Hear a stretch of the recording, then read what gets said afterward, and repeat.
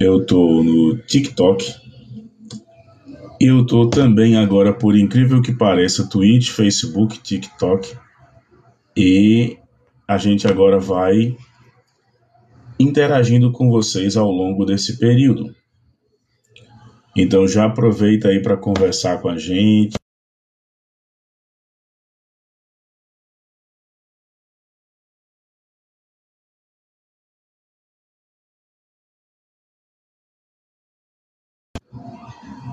E ter essa noção no seu, no nosso podcast 082 Podcast aí para você. Então vamos lá, vamos de primeira notícia? Vamos lá? Posso começar, gente? Vai ser ali aquele nosso marmitex, né? Compartilha a live aí para chegar mais gente. Vamos lá? Vamos ver se ela vai abrir aqui. Eu tô indo, né? Olha o Falk. Não sei quem é Falk não, mas aí tudo bem. Primeira notícia que eu queria compartilhar com vocês é a da mãe que dançou, né, funk na festa da filha de 3 anos e dividiu a internet, né? Ela dançou funk com a filha e isso acabou gerando com filha não, né? A festa da filha acabou gerando uma certa comoção na internet. Então vamos lá, vamos colocar aqui as principais notícias. E aí vamos dividindo, claro, vamos dar aqui um F5 na tela para dar uma atualizada. E você que está acompanhando aí, me segue. Quer saber um pouco mais do meu material? Ogro Web TV lá no YouTube 082.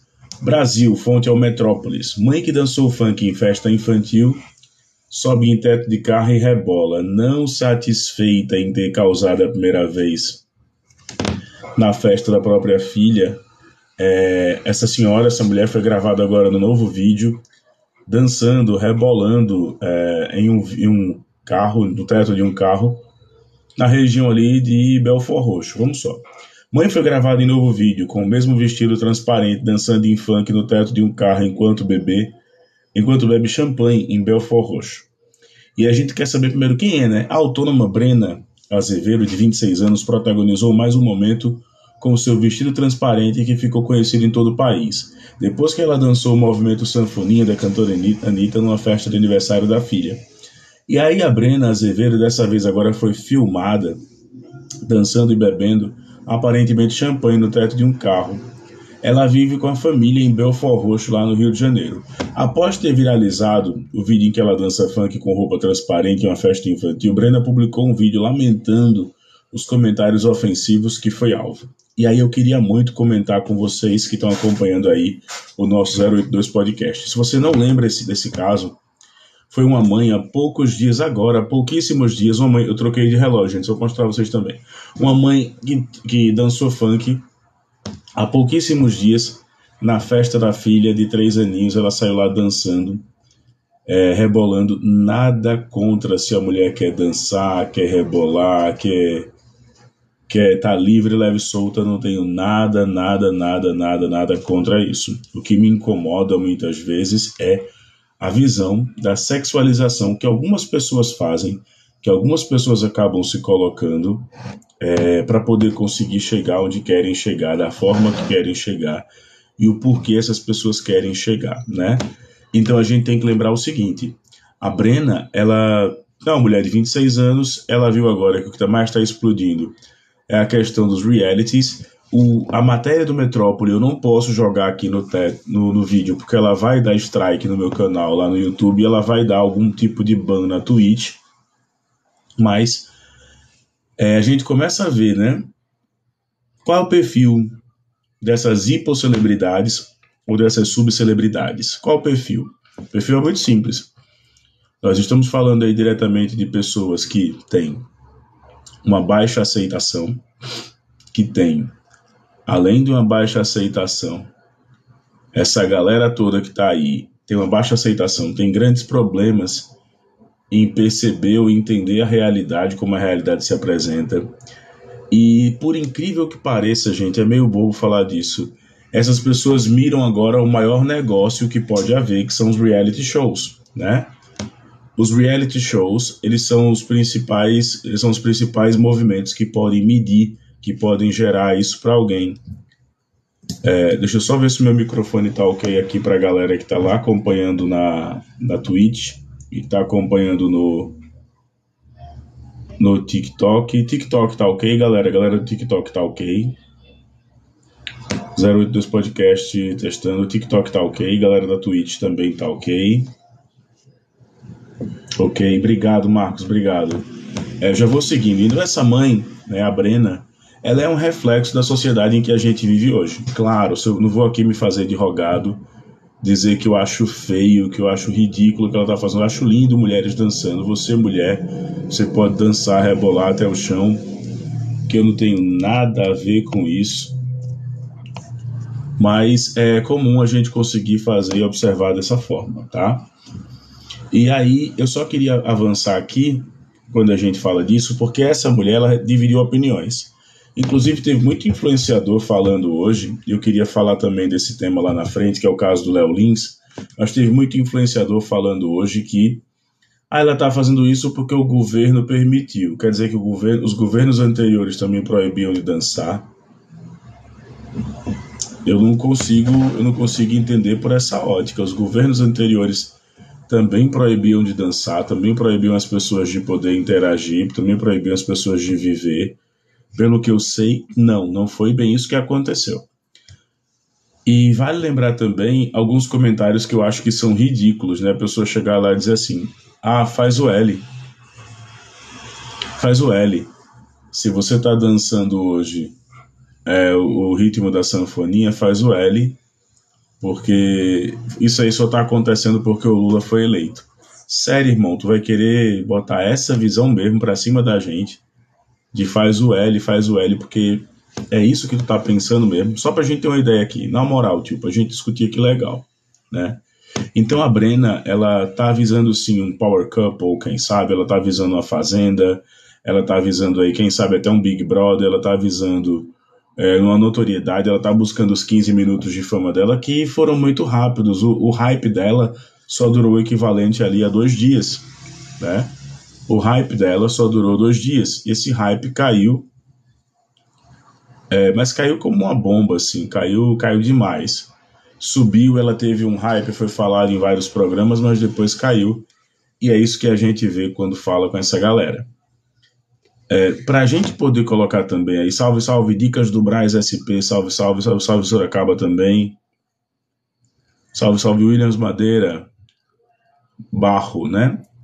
E eu vou tomar cuidado quando eu estiver lendo, eu vou ler devagarinho, porque já aconteceu, eu estar numa live e o cara diz assim, manda um salve, aqueles salvos com duplo sentido, e eu leio muito rápido e acaba me passando, né? Já me passei já algumas vezes. Então, o que é que a gente pode colocar? Que nesse caso, de acordo com o jornal Metrópole, aqui de acordo com o portal Metrópole, existe uma preocupação. Realmente, eu não posso jogar as imagens na tela, porque as imagens são da Brena com vestido super transparente. Ela teria que estar usando alguma coisa ali para cobrir, né, parte frontal, seios e por aí vai. Ela está totalmente com os seios à mostra e, mano, o negócio tá tenso, velho. A ideia dela é causar mesmo, e assim, se ela quer causar, beleza, tudo bem, ótimo, maravilhoso. Ela tem todo o direito de fazer isso. Mas o que me preocupa muitas vezes é a capacidade que ela tem de transformar isso em algo natural, né? Há um tempo atrás foi a Geise Arruda, e agora também é a Brenda e Brena. E a gente fica imaginando daqui a pouco o que será. Então, por favor, você que tá aí, que quer hypar, não dá espaço pra Red Pill falar bobagem, não. Não dá espaço pra essa galera falar bobagem, não. É o que essa galera mais quer hoje, é falar bobagem, tá? Essa galera que mais quer hoje é dizer que mulher não presta, é dizer que mulher é tudo igual, é dizer que mulher... Então, o caso da Brena, da mãe que viralizou na festa de 3 anos, a gente chegou a ver pessoas do meio da política comentar, a Andressa Urach também, e eu, tô numa fase agora, obrigado aí, cara, ao Doutor Estranho, cara, sigam o Doutor Estranho também, eu tô numa vibe agora de ouvir muito podcast. Então eu ouvi o podcast da Andressa Urach, como eu tô ouvindo muito podcast também. Eu tô usando para correr de manhã, vou até gravar vídeo lá no meu canal falando de como é que tá agora a minha rotina de correr. O rosto já deu uma secada. Eu sempre disse isso, né? Salve, primeira dama. Uso barba grande quando a papada tá muito grande. Então eu perdi uns quilinhos aí correndo, tô detonando uns tênis. Depois eu gravo um vídeo e jogo lá no meu canal para vocês verem como é que tá sendo esse processo. Eu tô adorando o que tá acontecendo, sabe? Esses sucos aqui, que é sinal que a gente tá desidratando. Eu comi besteira ontem, não foi dia do lixo, eu não tenho dia do lixo. Eu como sempre o que eu posso, o que eu gosto, e da forma que eu gosto. E eu tava junto com minha esposa, então foi super legal. Então não tem esse negócio de dia do lixo. Mas eu tô gostando do processo, né? Ontem eu corri 12K. Obrigado pelo presente. Ontem eu corri 12K, segunda-feira eu volto a correr de novo. Dei uma descansada sábado e domingo para o corpo dar uma regenerada.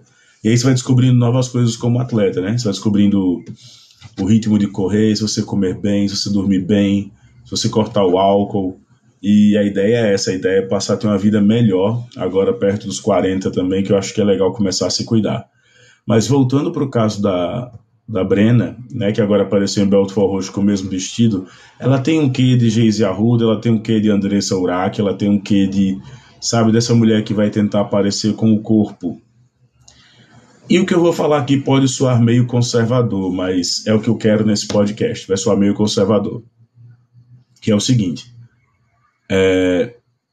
se for pra gente ter a mulher com liberação sexual, com a mulher mostrando o corpo, que mostre o corpo se uma mulher é muito, muito, muito inteligente. Ela tem que ser basicamente aquilo que todo mundo imaginava, sonhava, almejava em ser, tá? O que a gente está vendo agora é uma vulgarização, ou melhor, né, um emburrecimento da população. E tem um livro que eu estou lendo agora, que é A Fábrica de Cretinos Digitais, que é de um francês, que ele fala exatamente isso. A gente está vendo agora muita gente, a nossa geração é a última geração que conseguiu comprar casa própria sem estar romantizando a luta de não comprar casa própria. Todos os que vieram depois da nossa geração, que é a geração 2015, os nascidos em 2015, que já estão ali perto de completar 2015, 2025... Não, os nascidos em 2010, perdão. Os que estão aí perto de completar 15, 20 anos, daqui a pouquinho, essa galera está toda preocupada hoje, por incrível que pareça, em romantizar os processos. Essa galera está dizendo agora, eu não consigo, eu estou tomando antidepressivo, eu tenho TDAH, e o que eu mais ouço enquanto professor de ensino básico, é a galera romantizar o TDAH sem ter o TDAH de fato. E é um drama para quem é pessoa com essa doença, com esse transtorno, né? Quando você vê a galera que diz, eu sou assim, eu demoro a responder porque eu tenho TDAH. Tá falhando o fundo? Tá. É porque deve ser a questão... Opa, beijão, meu querido. Prometo que eu vou dar uma corrigida aqui daqui a pouquinho. A pessoa faz, mas eu sou assim porque eu tenho TDAH. Eu demoro a responder no WhatsApp porque eu tenho TDAH. Eu não consigo esse emprego porque eu tenho TDAH. Eu sou dessa forma porque eu tenho TDAH. Não, você não é assim porque você tem TDAH. Você é assim porque você é desrespeitoso, porque você está glamorizando o sofrimento, porque você está tratando mal a terceiros. Mas a minha parede tá tranquilo. A minha parede deu um problema aqui que a gente vai ter que corrigir. As chuvas aqui detonaram a minha parede do teto, do escritório aqui de onde eu gravo, mas beleza. Né? Então, assim, quando a gente fala disso, a galera acaba romantizando como que também quem diz, eu tenho gênio difícil. Eu tenho gênio difícil porque eu tenho gênio difícil. Não, você não tem um gênio difícil por agir dessa forma. Você age dessa forma por ser mal educado, né? Por não ter essa capacidade toda de estar lá respondendo, por não conseguir interagir com as pessoas, por não ter traquejo social, tá? E aí a galera acaba colocando isso. E esse livro da Fábrica de Cretinos, eu até vou colocar aqui né? O título do livro está até aqui comigo, A Fábrica de Cretinos. Ele é de um francês. Cadê? A Fábrica de Cretinos Digitais, né? A Fábrica de Cretinos Digitais. Ele é um livro em PDF e ele é absurdamente decente, gostoso de você ler, porque ele mostra que nem tudo como a gente tem hoje é culpa da questão do TDAH, nem tudo é questão do... E pior, muita gente tá usando isso como muleta, galera, tá? Muita gente até sem maldade no coração, mas tá usando como muleta. É a galera que coloca hoje assim, eu tô assim porque eu tenho TDAH. Eu sou assim porque eu tenho TDAH, né? E aí não é porque você tem TDAH, é questão de caráter mesmo. Eu tô vendo isso, inclusive, chegar nas minhas provas, né? Os meus exames do colégio aqui, para os alunos, a gente vê a galera falando: eu trato dessa forma porque eu tenho TDAH. Não é isso. Não é você tratar dessa forma porque você tem TDAH, não. É porque, querendo ou não, a visão que você tem de mundo, ela é bem diferente da visão que o outro mundo tem. Então, o livro é do Michel Desmourget, A Fábrica de Cretinos Digitais. Você pode botar aí no seu buscador, A Fábrica de Cretinos Digitais, os riscos das telas para as nossas crianças. O Desmourget, ele fala exatamente disso, né? O risco das telas para as nossas crianças, como é que as crianças são afetadas diretamente ali pela internet. E ele fala uma coisa interessante, que a média hoje é de mais ou menos ali 4, 6 horas por dia que as pessoas passam na frente do computador, na frente de uma tela. Isso é muito prejudicial. E eu volto a dizer, por que é prejudicial, né? Quando a gente tem essa mesma discussão de por que ser prejudicial, aí a galera vai entender. Quem está aqui é consumidor de conteúdo ou criador de conteúdo. Tem que entender isso primeiramente na internet. Se você está aqui, ou você consome ou você cria conteúdo. Até aí, tudo bem. Só que essa galera que está aqui, que consome conteúdo e que cria conteúdo, essa galera está aqui porque está buscando uma pequena monetização, está buscando um espaço, está buscando um respaldo, está buscando uma questão mais ampla, está buscando uma forma de ver o mundo, ela está buscando algo. E aí, quando a gente vê essa mesma galera, do nada, começar a discutir e começar a bater boca e botar a culpa em transtornos, síndromes e deficiências que supostamente não tem, isso é horrível. E por outro lado, a gente vê o caso que nos levou ao início dessa live, início desse bate-papo, desse podcast, que é o caso da Brena, né? A Brena, ela não tem nada a oferecer. Infelizmente, eu falo isso, ela não tem nada a oferecer a não ser o próprio corpo. E aí, quando a gente vê isso, ela foi parar no Xvideos, ela foi parar nos sites ali, mãe sensualiza, e não adianta dizer, uma mulher esteticamente muito bonita, mas o que me preocupa é se ela está lidando dessa forma, se colocando como objeto. Isso é muito ruim, isso é muito triste, né? E aí, o que diz o seguinte, né? Ela é uma autônoma, mas que tipo de autônoma ela é? Ela é alguém que precisa diretamente do público? Um advogado é um autônomo. Um médico que trabalha num consultório por conta própria é um autônomo, né? Um professor que não trabalha em escola, mas trabalha dando aulas particulares é um autônomo, né? Então a gente tem essa mania de sempre colocar, daqui a pouco ela vai aparecer como empresária e influenciadora digital. Isso me preocupa, porque assim, você vê hoje que o influenciador digital, ele é qualquer coisa, gente. Você que é influenciador digital, você é qualquer coisa na mão da galera.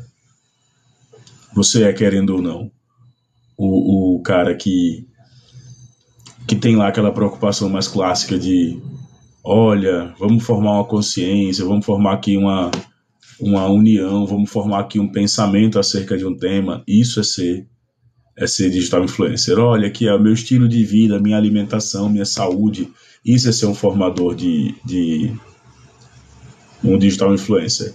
Mas quando você vê gente que hoje, para querer conseguir uma publi, tem que passar dos limites. Aqui mesmo nas plataformas, eu posso colocar o TikTok, posso colocar o Quai, posso colocar Várias plataformas aqui onde a galera perde a mão, passa da linha um pouco, em busca de like.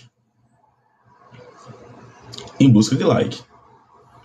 E aí o caso da Brena, assim como o caso dos outros, vai fazer isso. Eu, por exemplo, nós tivemos um problema aqui na minha cidade com as chuvas. As chuvas aqui foram absurdas. E eu passo o dia todo fora de casa. Então, meu apartamento passa o dia todo fechado. Quando a gente chegou agora e começamos a observar, a parede toda tá com infiltração e tudo mais, a gente tomei cuidado para não perder equipamento para gravar. Eu estou investindo, né? Eu vou fazer alguns reviews, não sei para que câmera eu mostro, que eu também estou online na outra, não sei se eu mostro aqui, ó. Fazer um review desse aqui para vocês. É um microfone sem fio para entrevistas externas na rua. Deixa eu mostrar aqui também, fazer um review desse aqui para vocês. E começar a fazer uns reviews dos brinquedinhos tecnológicos que eu gosto, seja fone de ouvido, seja câmera, seja materiais dessa forma. Eu vou fazer vídeo falando dos meus fones, falando do tempo que eu gasto para preparar as coisas, como é que a gente consegue ver no digital. Boa noite, Rose.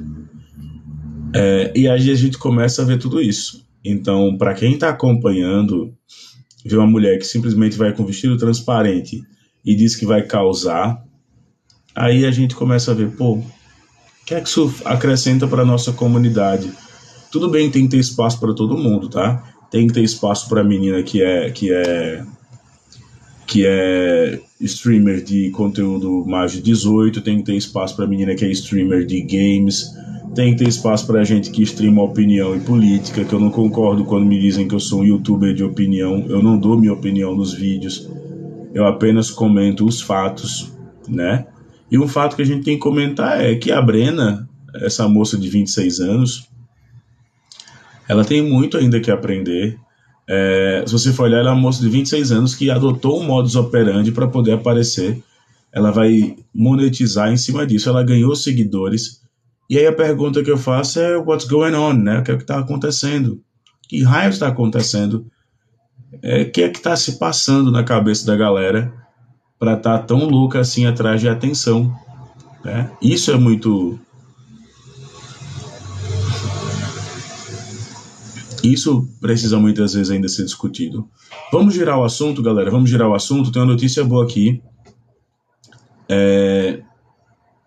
Essa ela é do mundo jurídico, mas eu acho que vocês vão gostar de ouvir. Girando o assunto diz o seguinte, tá? Fonte é CNN Brasil e diz o seguinte, fonte CNN Brasil. Deixa eu ver se consigo jogar lá na tela para quem está acompanhando. Fonte CNN Brasil. E queria que você fizesse um favor, se você puder ajudar este ogrinho que vos fala. Comenta, curte, compartilha. Por favor, participa da nossa live. Tenha esse carinho aí com o nosso conteúdo. E vamos para a notícia, para que a galera possa acompanhar. Você que está me acompanhando aí diz o seguinte, tá? Fonte é da CNN Brasil. Diz o seguinte. Tem um julgamento que já estava lá há 25 anos parado, que falava do seguinte. Vai mudar a questão da justiça do trabalho, que agora está sendo retomada no governo Lula. Decisão de que demissão sem justa causa não precisa de justificativa. O título parece redundante, né? Se a justa causa não precisa justificar. Mas aí é que tá. Sabia que uma decisão, ela pode ser uma decisão de demissão, ela pode ser anulada, ela pode causar também ônus, ela pode causar prejuízo ao empregador se ele fizer a justa causa sem uma questão fundamentada, como por exemplo, vamos usar um pouquinho do direito do trabalho, tá? Se alguém é demitido por justa causa e essa pessoa recorre na justiça e consegue comprovar que essa justa causa ali ela foi forjada, fraudulenta, não tinha fundamentação, saiu simplesmente da cabeça do contratante, a decisão ela é revertida de uma justa causa para uma decisão sem justa causa. E aí a gente continua comentando. Isso muda um pouquinho a justiça do trabalho, por quê? Porque a galera agora tem essa mania de achar que, não, eu posso demitir de qualquer jeito. A gente tem resquícios ainda da era do governo Bolsonaro, inclusive em relação aos trabalhos. Julgamento iniciado há 25 anos foi encerrado na noite da sexta-feira. Um julgamento colocado há 25 anos. Imagina só o quanto a justiça brasileira ela é lenta. E me permitam mostrar o porquê. Quem está acompanhando lá na Twitch, quem está acompanhando na Twitch e no Facebook, vai estar acompanhando a página por completo. Eu vou estar discorrendo a notícia. É o seguinte: o Supremo Tribunal Federal formou maioria pela decisão de empregadores que não precisam de uma justificativa formal para demitir funcionários sem justa causa ou justificativa, validado um decreto presidencial de 96. O presidente era então Fernando Henrique Cardoso. O placar de 5-6 teve voto decisivo do ministro Cássio Nunes Marques, incluindo no plenário virtual da Corte na sexta-feira. À noite, em seu voto, Nunes Marques seguiu e declarou que a revogação dos tratados internacionais por um ato isolado do presidente depende da autorização do Congresso. Porém, propôs que o entendimento só tivesse a valer casos futuros, não alcançando a decisão de FHC, nem outras revogações. O que é que isso modifica? Teve gente que entrou na justiça para reverter as questões da justa causa. A gente tem que colocar. É importante destacar o quão louvável zelado o artigo 158 da OIT e seus efeitos, que podem ser adversos e nocivos à sociedade. Por quê? Pode rolar muitas vezes, galera, na visão dos empregadores agora, um ato de revanchismo, né? Eu digo isso porque eu trabalho no setor educacional, então professor, quase sempre, em sua maioria, tem uma inclinação lá pela esquerda e pelo progressismo. E nesse momento que os donos de escola, entre alguns, são de direita, era muito comum a gente perceber a galera ali se colocando como ato de retaliação. Depois que o Lula ganhou, eu recebi algumas pressõezinhas assim em uma das escolas que eu trabalho, como quem diz: agora que o Lula ganhou, você não vai querer trabalhar não, né? Aí eu fui lá na pessoa, frontalmente assim, e fiz: qual foi o dia que você me viu sem trabalhar? Qual foi o dia que você me viu sem trabalhar? Não, eu quero saber qual foi o dia que você me viu sem trabalhar.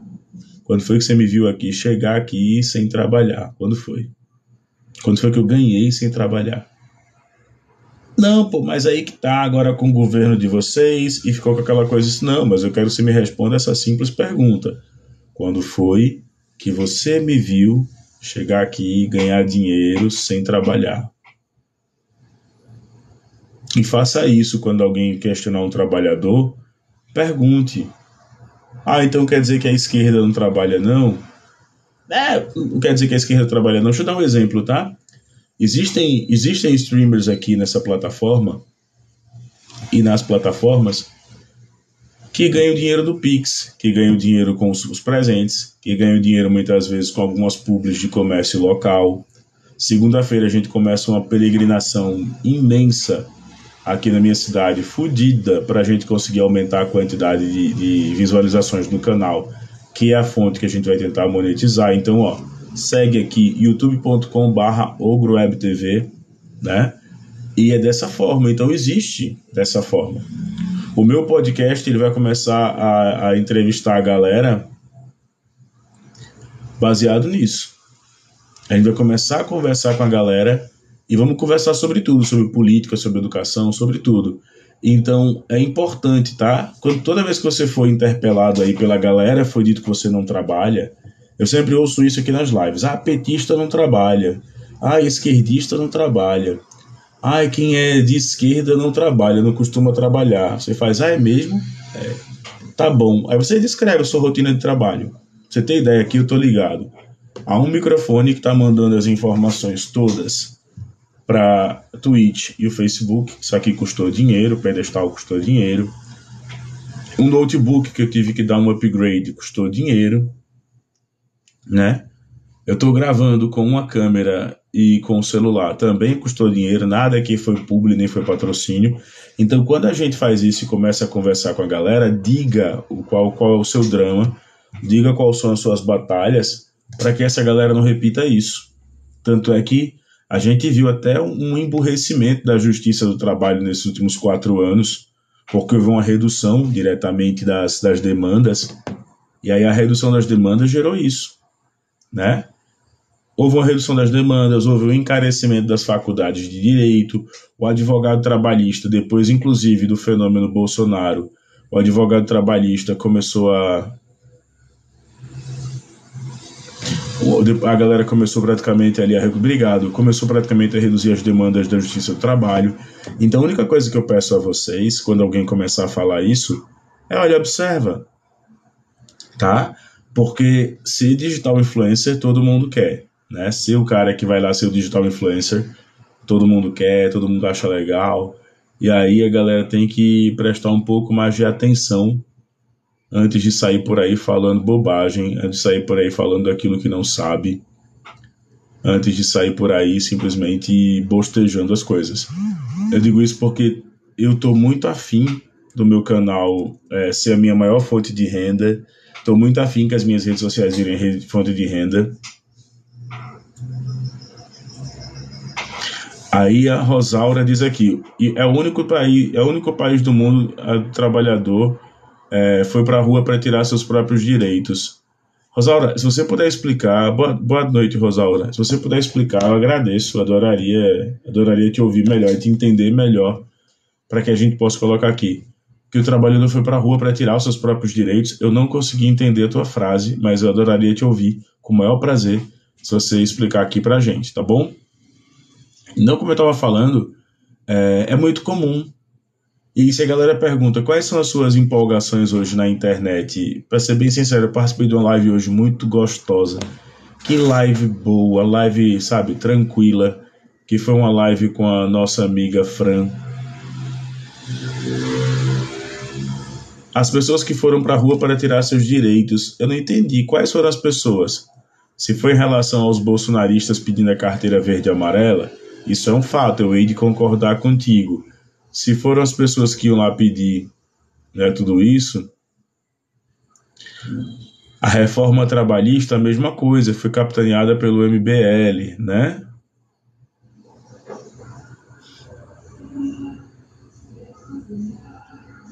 Então, assim, a gente começa a pensar dessa forma. Então, só para a gente ter uma ideia, para que a gente possa alardear melhor isso, eu peço que você entenda, lá na gringa, exato. Quando a galera foi pedir o fim do FGTS, eu te entendo perfeitamente, minha amiga, é isso mesmo. A galera foi para as ruas e o Arthur Duval, ele tem um papel fundamental nessa discussão do FGTS. E eu vou explicar o porquê. O Arthur Duval tem um papel fundamental na questão do GPS, do FGTS, por um motivo bem simples. Quando você vê a galera falando que o FGTS rende menos que a inflação, o cara assim e bota na cabeça do povo uma coisa que vai fazer 10 anos. Essa visão de você viver de rendas, você ser um jovem empreendedor, beleza, tá? Eu não reclamo, eu não me abstenho disso. Mas, quando a galera tem essa mesma discussão e a gente pergunta, tá, beleza, e como é que vai ficar a situação das pessoas que trabalham por conta disso, que vivem por conta disso? Aí cada um faz o que quer, cada um sabe de si. Então, o Arthur Duval, quando ele foi lá com aquela perguntinha ensaiada, boba, irônica, quando rende o FGTS? Né? Aí o cara, ele disse, sabia que rende menos que a inflação? Aí a pergunta que a pessoa deveria fazer é o seguinte, quanto rende o FGTS? Beleza, mas aí que tá, quantas são as vagas de emprego geradas por esses empreendedores?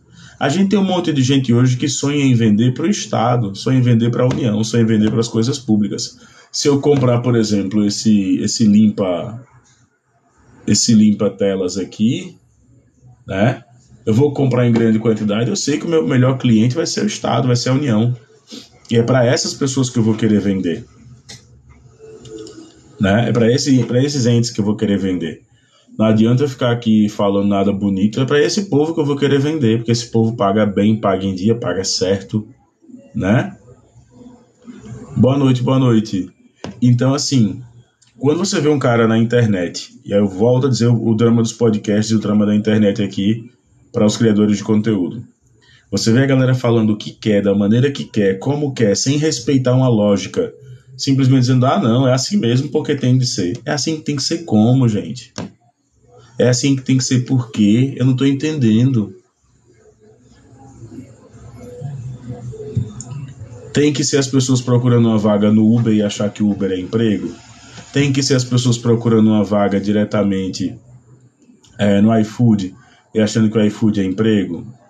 iFood é trabalho, Uber é trabalho, são chamados na economia de atividade remunerada, sem direito trabalhista.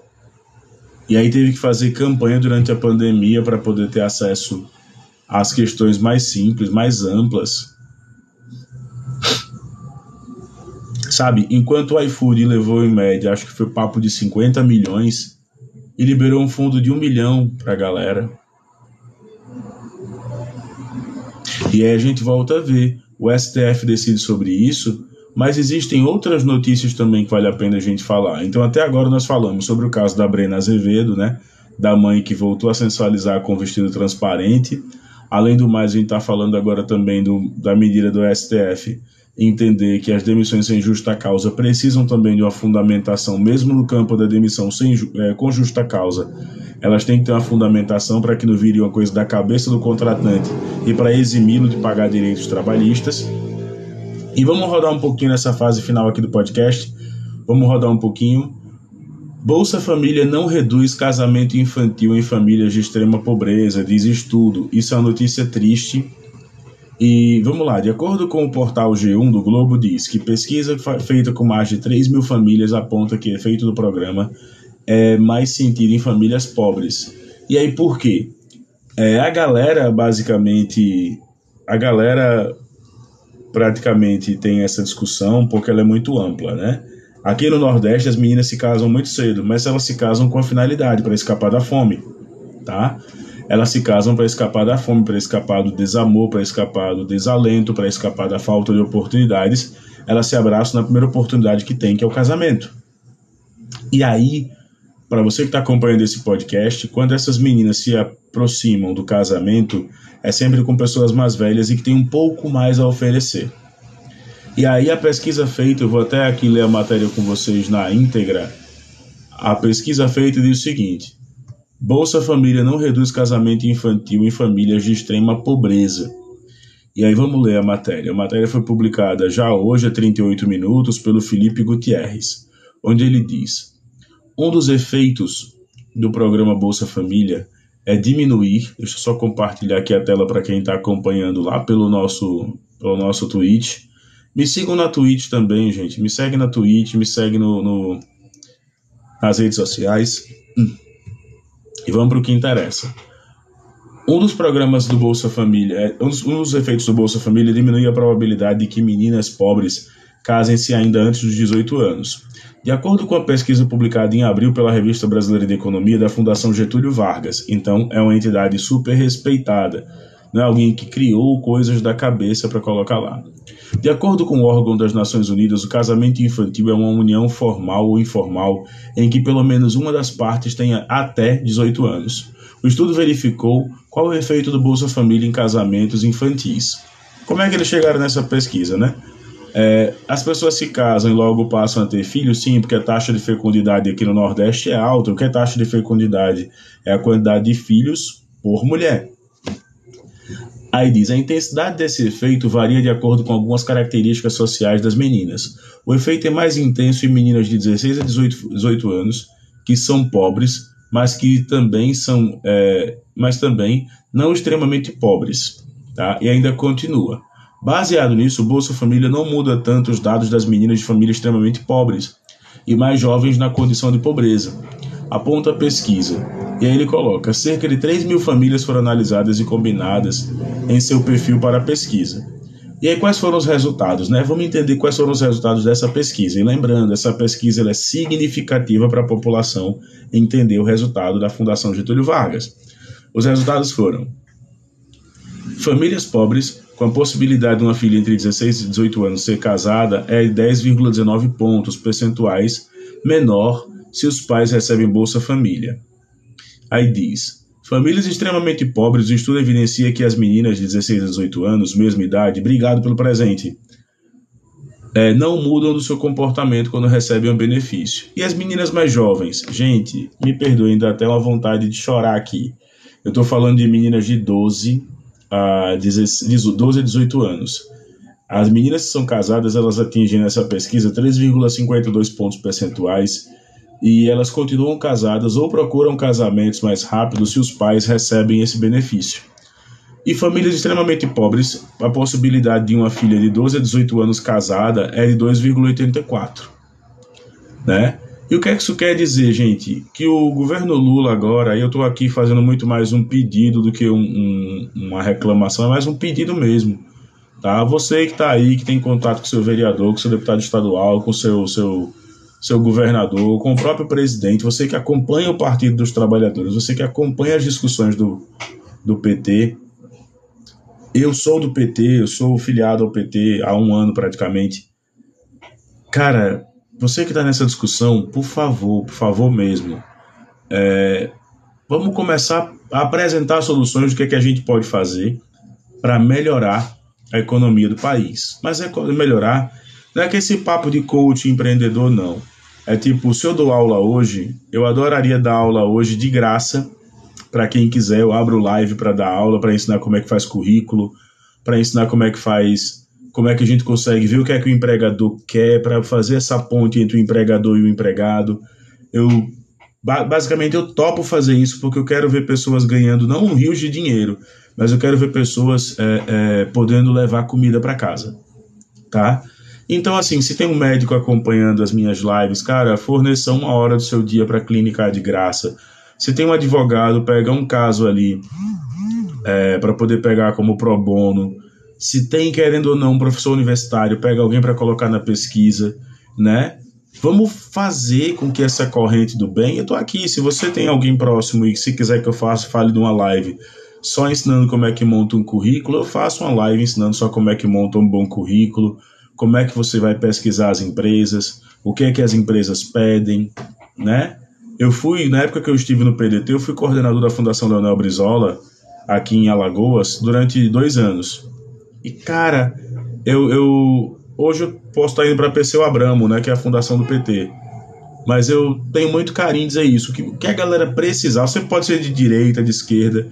O que a gente não quer é ter gente agora com as suas filhas casando com menos de 18 anos para poder engravidar e poder dizer que vai receber o auxílio, né, o Bolsa Família, e ser taxada de casou porque quer ter o auxílio, casou porque quer engravidar, casou porque quer isso. Não, a gente quer que essas pessoas consigam ser protagonistas da própria vida.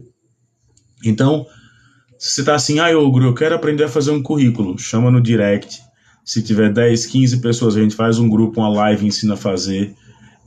Eu não consigo, eu posso fazer essa ponte entre o que as empresas querem e o que as pessoas querem, os empregadores querem. Porque, me desculpa, mas eu sou um cara, privilegiado, eu sou muito privilegiado, tá? Eu sou privilegiado, eu não tenho o que reclamar. Moro num apartamento legal, moro num lugar legal, tenho a profissão que eu sempre quis, né? Tô indo agora para minha segunda profissão, que é o direito. Consigo tirar uma rendinha das redes sociais, assim, e vamos começar a fazer parcerias e publis. Consigo fazer minhas coisas, né? Então, assim, cara, vamos fundar essa campanha, tá? Do eu sou Lula, você é Lula. Se Lula é bondade, se Lula é transformação do povo, vamos fazer essa campanha, que eu sou Lula, você é Lula. Eu não tô me importando mais se o cara é bolsonarista, se o cara é de direita, se o cara é... Eu só quero que as pessoas tenham que levar em casa pra comer, pô. Sabe? O cara pode não votar nas ideias do PT ou da esquerda, mas não é, eu não sou cristão, mas não é cristão, não é humano você ver um ser humano passando fome e você sentir raiva, sabe? Você sentir, tá vendo? Tá passando fome porque quis. Ou então o cara do outro lado faz o L. Não é isso que eu quero, velho. O que eu quero é que a galera faça o seguinte: você pode votar no Bolsonaro, no Aécio, na Simone Tebet, na Soraya Tronic, você pode votar em quem você quiser. Mas o meu pensamento enquanto humanista é que você leve comida para casa. É que você possa comer e matar a fome dos seus filhos. É que você possa comer, matar a fome dos seus filhos, você possa comprar o que você quer, você não precisa ficar refém do cartão de crédito, você não precisa ficar contando moedinha para pagar as coisas no final do mês. Isso não é questão de governos, é questão de humanidades. Eu sou humano a ponto de reconhecer isso. E acho que a política acaba infectando demais a gente em relação a isso. Então, você tá precisando, velho, tá precisando, pelo amor de Deus, dá um toque que a gente consegue se ajudar.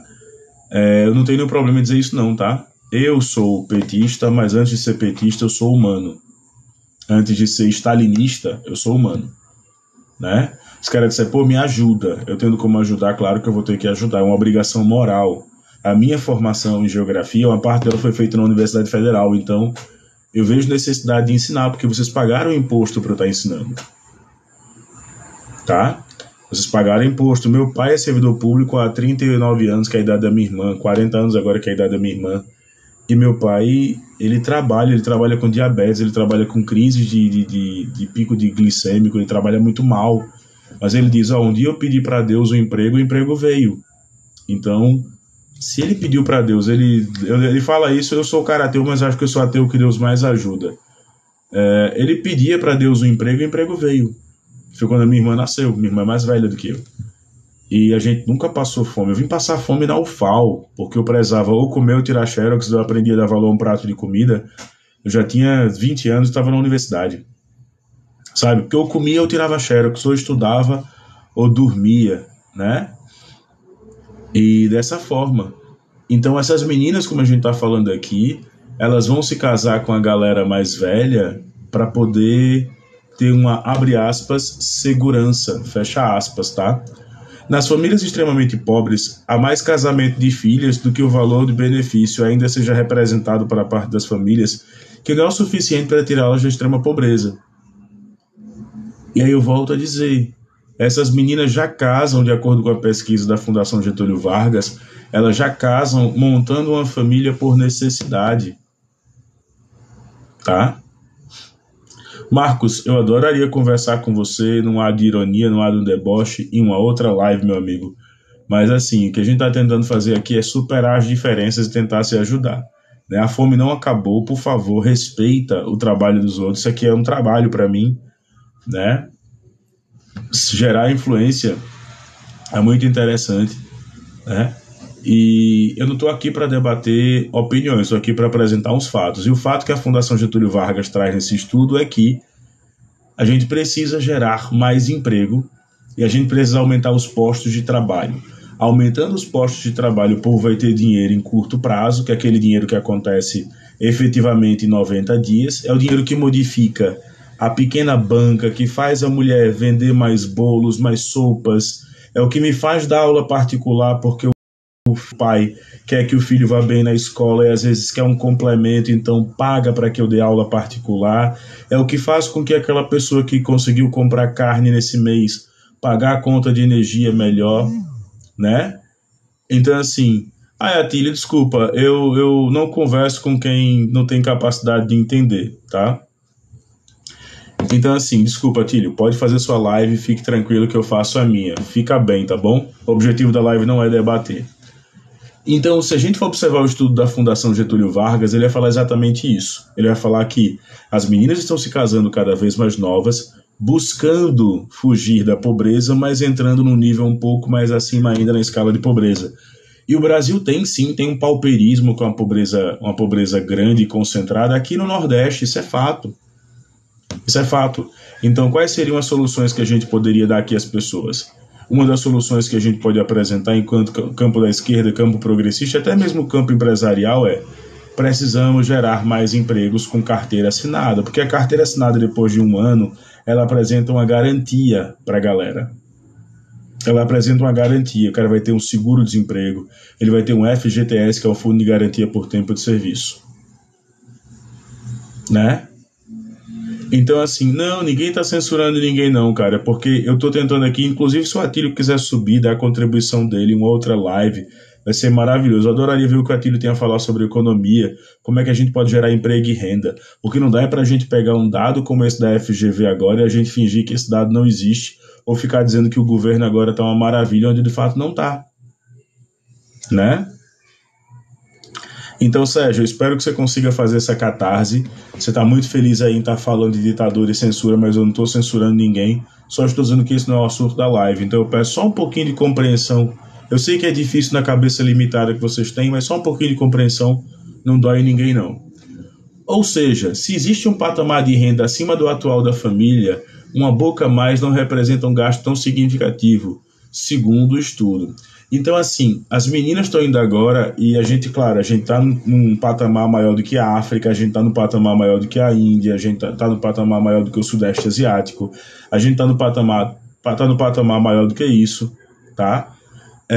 Não, Tílio, obrigado mesmo, cara. Zerou. Acho você um cara fantástico, sem problema nenhum. Dos caras que defendem o pensamento e eu acho isso fantástico. Se quiser, em outra live, a gente fala só sobre propostas para aumentar emprego e renda em todo o país. Eu garanto que você tem muita coisa para oferecer. E dessa forma é que a gente vai estar trazendo. Então, o que é que eu falo para a gente encerrar esse podcast de hoje, né? Que vai estar na íntegra lá no YouTube para vocês.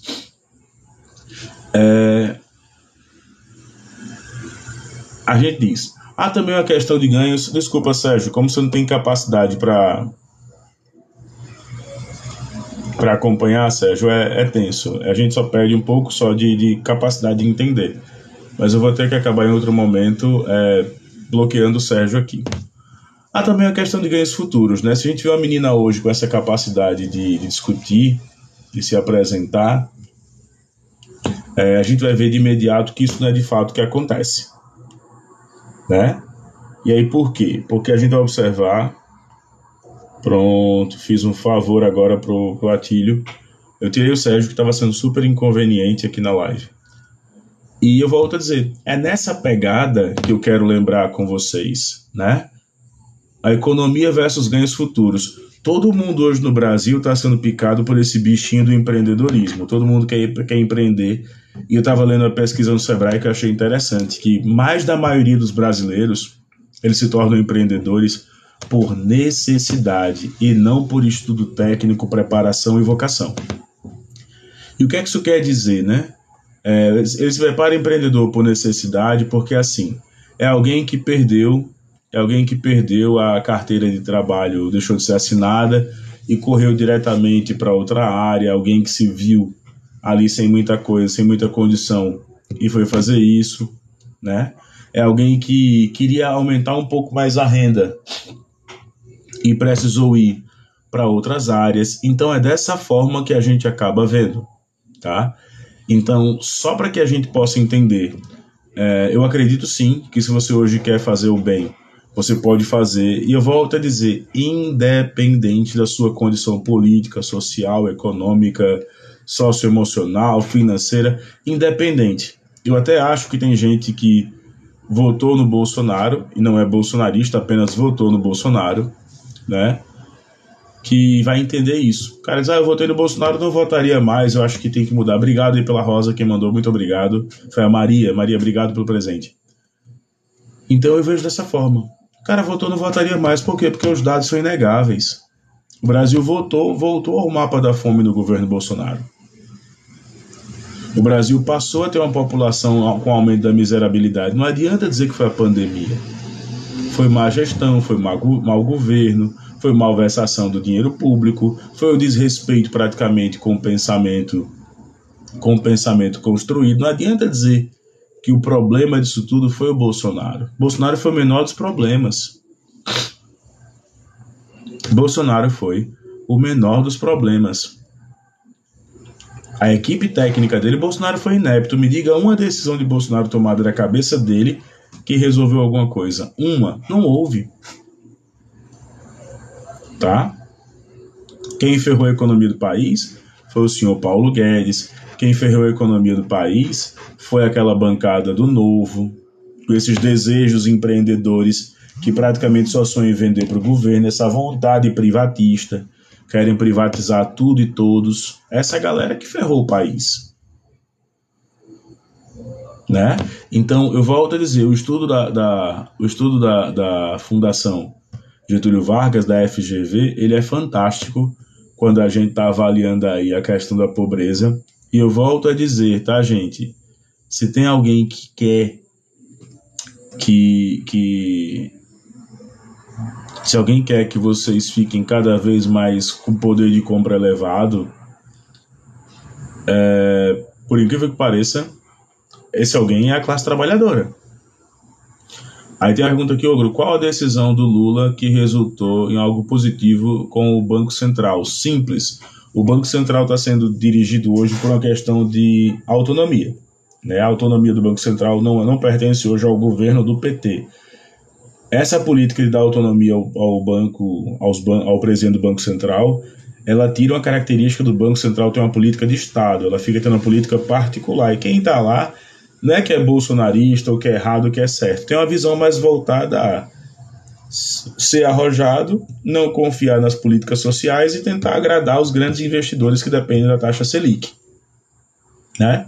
Quem compra hoje R$2 de ação e acha que daqui a pouco vai acordar com R$1.000. E o Lula acha que não, que o Banco Central agora tem que reduzir muito mais abaixo a taxa de juros para que a linha branca de eletroeletrônicos e eletrodomésticos voltem a funcionar, para que o Minha Casa Minha Vida possa ter um subsídio maior, para que os carros populares abaixo de R$60.000 possam começar a andar. Isso é fundamental. Quando os governos passarem a controlar diretamente a taxa de juros, e quando a taxa de juros, a política de juros for uma questão de Estado, não de governo, né?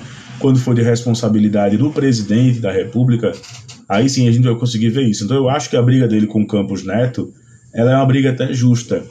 E eu respeito o Campos Neto, assim como respeito também demais a figura do Paulo Guedes pelo que ele construiu. Eu respeito, não quer dizer que eu não tenha argumentos para dizer que o que o Paulo Guedes fez ao longo de 4 anos foi um desmonte da coisa pública.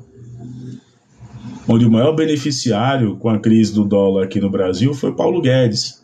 E o Campos Neto é da mesma escola econômica do Paulo Guedes. Como é que alguém opera com o teclado Bloomberg? Como é que alguém tem no celular diretamente todos os ativos que estão valorizando? Como é que alguém coloca todo esse dinheiro, né? Então, assim, eu tenho muito respeito pelo Campos Neto, pelas aulas que ele já deu na PUC, pelo acompanhado, como também tenho pelo Guido Mantega, como também tenho pelo Henrique Meirelles, como também tenho pelo Paulo Guedes. Respeito é diferente de aceitação. Eu, por exemplo, eu acho que o melhor ministro da economia que nós deveríamos ter hoje, um homem executivo, seria o Henrique Meirelles. O melhor presidente seria o Henrique Meirelles. Porém, o homem que deveria buscar toda a captação de recursos seria o próprio Lula, como ele fez no primeiro mandato. Tá? Eu vejo o Haddad ainda como uma figura que eu não gosto da corrente do Haddad dentro do partido. O Haddad é aquela figura muito técnica, letrado. Haddad tem condições de ser um senador maravilhoso. Haddad tem condições de ser um deputado federal maravilhoso. Haddad tem condições de ser um governador de São Paulo maravilhoso. Haddad tem condições de ser o prefeito de São Paulo maravilhoso, apesar de que eu quero que ano que vem quem leve seja o Boulos, né? A eleição municipal de São Paulo. Mas na economia, o que é que está acontecendo? Está deixando a desejar. Aí você coloca assim, Henrique Meirelles deu uma negativa depois do que está por vir. Eu não sei o que estava por vir. O que está vindo agora é o quê? A queda dos juros? É a previsão agora de uma redução da inflação? Quem não quer pegar um mercado em ascensão? Né? Se você for observar, o Henrique Meirelles, ele foi convidado para a equipe do Dória. Salve, salve, Fran. Live maravilhosa hoje. Queria agradecer a Fran aqui. O Henrique Meirelles foi chamado para a equipe do Dória e depois para o governo de São Paulo. Ele é muito influente em São Paulo, que é o homem que consegue acalmar a Fiesp. É o homem que consegue acalmar o setor financeiro.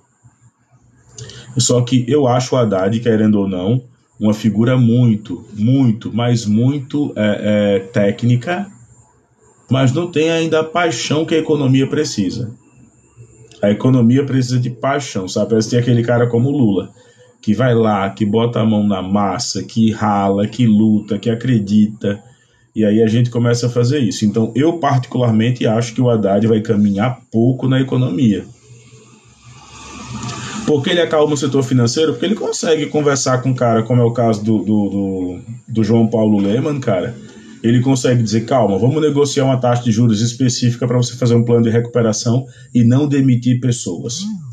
O único cara que fez isso foi o Henrique Meirelles. Um minutinho só, galera, um minutinho só.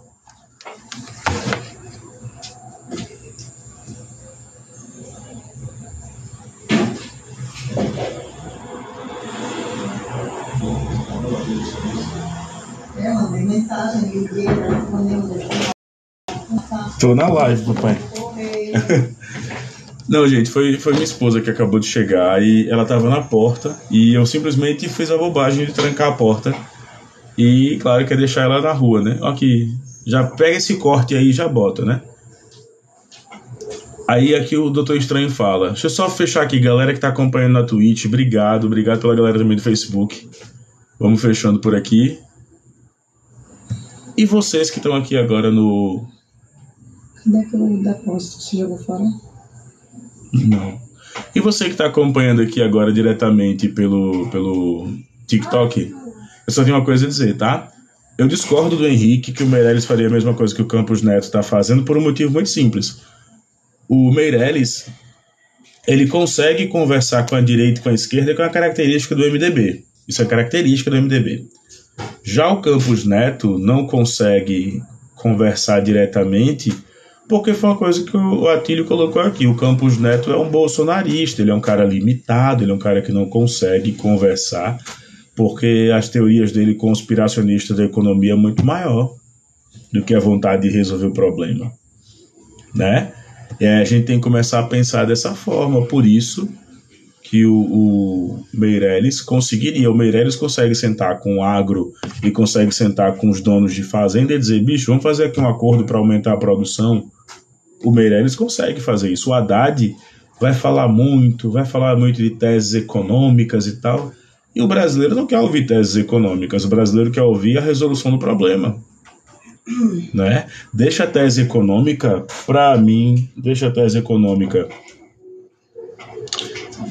Peraí, a quem o Henrique Meirelles agradaria, Ogro? Eu já vi esse filme. Se você já viu esse filme, então pode ficar com spoiler para você, porque eu só acho que você deve ter visto um filme diferente do que foi o filme de 2003, né? O mercado super aquecido, as pessoas consumindo, tá bom? Então, assim, o Meirelles consegue fazer essas coisas. E aí, quando as pessoas falam de economia, elas falam muito com paixão. Bicho, eu sei o quanto eu tô devendo no cartão de crédito. Eu sei o quanto eu tô devendo no financiamento. Eu sei o quanto eu tô devendo praticamente das parcelas da faculdade. Eu sei o quanto eu tô devendo na cantina da escola. O brasileiro tá cansado de ouvir de dívida. O brasileiro quer começar a ouvir agora sobre certezas. Sabe? Então, assim, quando a gente tá ouvindo muito sobre dívida, falando muito sobre a dívida, e ninguém chega com a certeza, o único homem que chega com essas certezas hoje pro Brasil é o Lula. Ele chega e faz, olha, vou conversar com a galera e vou baixar o valor do... É porque eu estou sendo desconcentrado. Vou conversar com a galera e vou baixar o valor dos carros a partir do segundo semestre. Né? Aí ele depois chega, ó, vou conversar com a galera e vou baixar o valor do gás de cozinha. Vou conversar com a galera e vou baixar o valor das universidades, eu vou congelar pelo menos nos próximos 6 meses o reajuste normal das faculdades. Uma coisa que eu acho que vai dar um certo colapso, porque a gente que é professor precisa ter aumento pelo menos uma vez no ano, que a database sai em março. E a gente não tem esse aumento. Minha esposa está me desconcentrando aqui. Calma para não ir depois para os cortes aí pro 082 Podcast Hot, nada do tipo. E aí o Doutor Estranho faz mais uma pergunta, né? Quem mais ganhou dinheiro no governo Lula? Os banqueiros. Mas quem mais conseguiu fazer com que os banqueiros ganhassem dinheiro foi o povão. O povão fez o quê? Comprou mais, alimentou mais. Então, se o povo está comprando, o banqueiro tem mais é que querer que um governo de esquerda permaneça no poder. Tá? Vamos parar com essa falácia de achar que o banqueiro ele é um senhor bonzinho. O banqueiro depende do João, do José, da Maria que compra um pão, que compra uma máquina de costura, que compra um carrinho de mão. Ele depende, porque a empresa, a indústria que financiou aquilo ali, pede empréstimo ao banco dele. Então acho que os banqueiros deveriam calar a boca, e quem defende banqueiro devia calar a boca, porque senão o José, o João e a Maria vai fazer um fenômeno que já tem quase 6 anos, que é começar a comprar da China. Quer começar a comprar da China.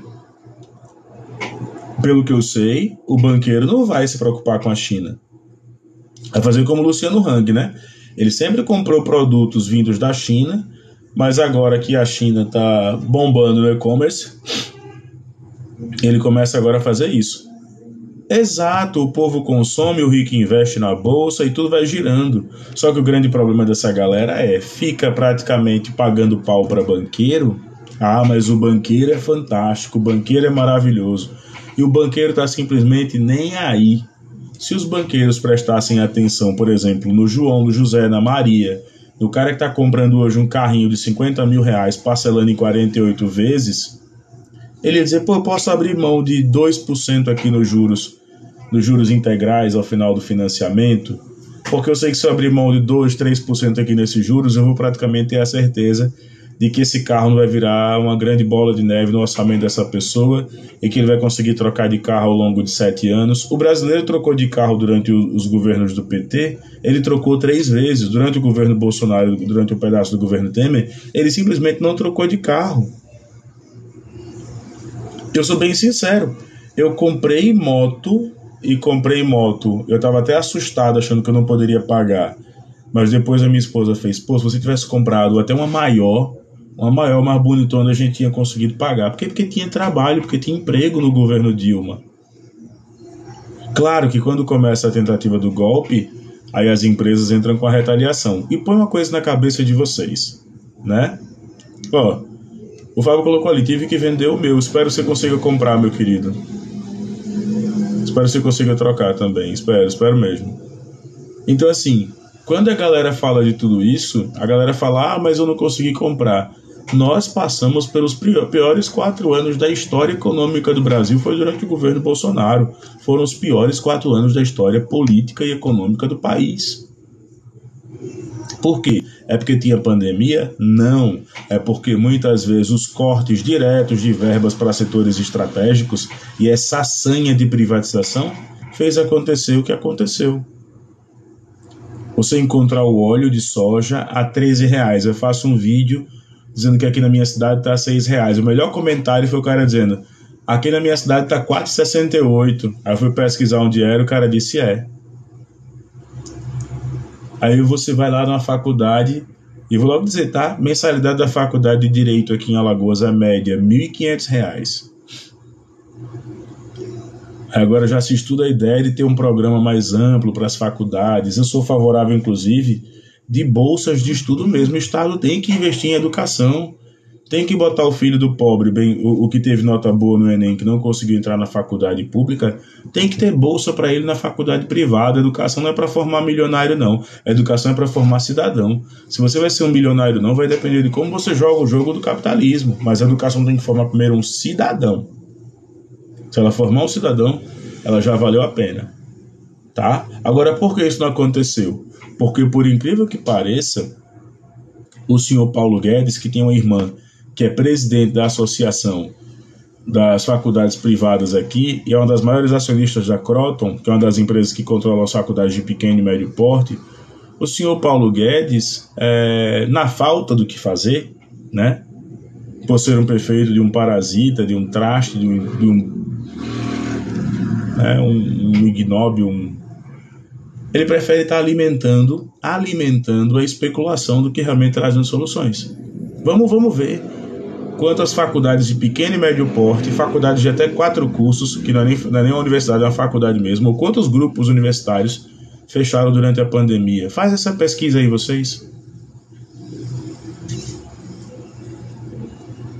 Então, com o governo Lula, a gente já vem valorização do ensino superior, o aumento das bolsas agora do CAPES, né? Os programas de mestrado e doutorado sendo valorizados novamente depois de quase 15 anos. E aí? Então, gente, para encerrar essa conversa aqui com vocês, esse nosso bate-papo aqui, eu peço que você siga o canal, se inscreva, participe. Se você puder contribuir lá no canal, a gente tem sempre o código Pix. Você pode fazer a sua doação, porque comprar material com microfone, fone, tá estudando, tá se mantendo, é difícil. Claro, eu quero muito chegar ao momento de ter minhas redes amplamente monetizadas, mas enquanto isso não vem, a gente vai falando por aqui da maneira que dá. O nosso objetivo nessa live não é agredir ninguém, não é chamar ninguém para bater boca, não é nada disso. O nosso objetivo é chamar as pessoas para uma reflexão. Então aí, se você quiser ver depois uma live sobre currículo, uma live ainda sobre como entrar no mercado de trabalho. Eu tenho uma coisa que eu tenho que agradecer. Desde que eu comecei a trabalhar, eu nunca fiquei desempregado. Eu já fiquei sem muito emprego, né? Mas eu nunca fiquei desempregado. Isso não se dá por conta dos governos, se dá por conta da competência para executar o que me é pedido. Mas eu quero conversar com o trabalhador, explicar para ele, cara, o que é que está acontecendo? Por que você não está conseguindo se manter? Tem gente que não sabe fazer um currículo, tem gente que não sabe se preparar para uma entrevista de emprego, tem gente que não sabe praticamente o que é que o mercado está contratando, tem gente que acha que computador é brinquedo, né? A gente vê isso nas nossas lives. Os adversários do PT, os adversários da esquerda, não conseguem usar um computador. Eu cheguei a essa conclusão depois da live da Fran, hoje pela manhã. Porque você pode minimizar a tela no TikTok aqui enquanto está participando, pode pesquisar, o seu áudio vai estar mantido. Você pode simplesmente, quando está conversando aqui com o seu adversário no debate, você pode puxar lá um livro, você pode lá pedir para outra pessoa pesquisar, você pode fazer isso. E isso não é motivo de gerar raiva, me gerou uma apreensão, uma preocupação. E por que me gerou uma preocupação, uma apreensão? É que é esse tipo de gente hoje que está indo. Um abraço ao pessoal da Itália. Obrigado aí para todos que estão acompanhando a Itália. Então, assim, essa galera que está acompanhando hoje, que está comentando dessa forma, eu vi isso hoje, eu não consegui ter raiva lá do cara, do Araújo. É claro, eu vou zoar. Eu não digo que o Ogro é um personagem, tá? O Elton e o Ogro são a mesma pessoa. Eu não quero ser um personagem na internet. Mas assim, eu vou zoar, o cara vai falar besteira, eu vou tentar desestabilizar o cara, eu vou levar na resenha. Mas se a situação ficar precária a ponto de eu ver um trabalhador pedindo ajuda, eu não posso dizer ao cara que eu não vou ajudar. Primeiro que faz parte do nosso juramento, né, enquanto professor, de levar o conhecimento a todos aqueles que precisam. Apesar de que eu nem lembro, eu acho que eu nem prestei esse juramento, eu só assinei. Não, prestei não. Eu li o juramento, mas não prestei não. Né? Nem sei, tu prestou o juramento, amor? De quê? Da faculdade, quando formou. Minha esposa prestou, não prestei não.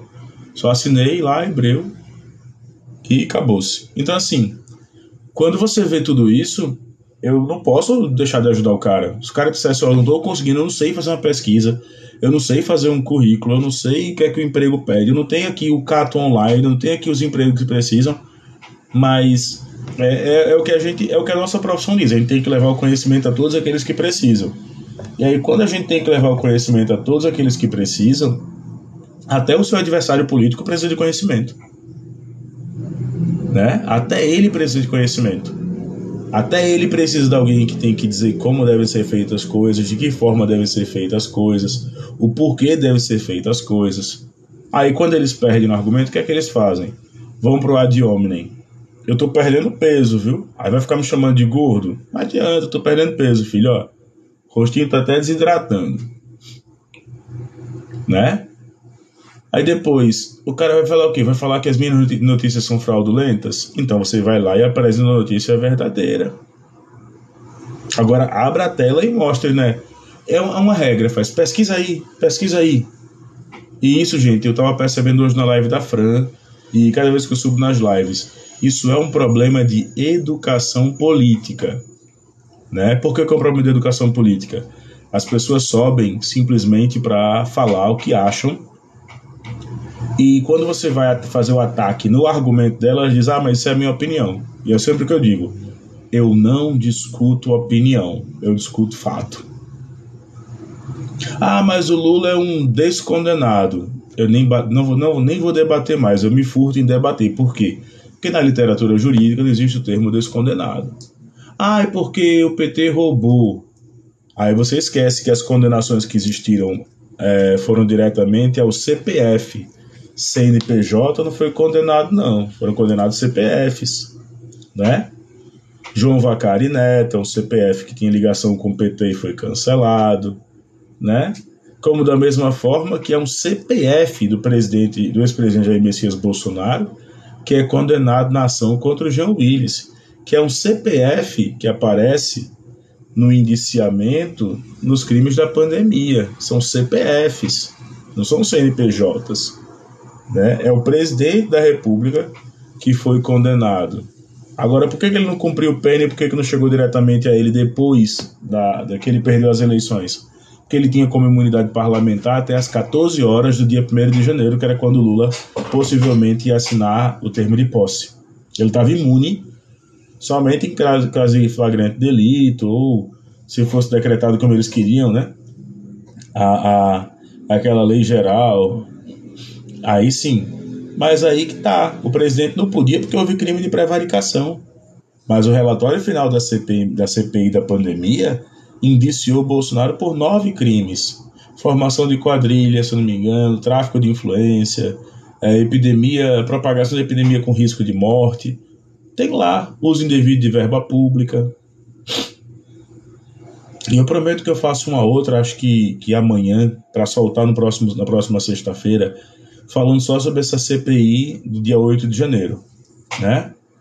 Porque a CPI do agro, ela não está surtindo efeito nenhum, estão tentando satanizar o agro, mas como é que vai satanizar o agro se o Ricardo Salles é o presidente dessa CPI e é um cara que está sendo investigado por crimes ambientais, né? A bancada da bala e a bancada do boi estão desesperadas em relação a isso.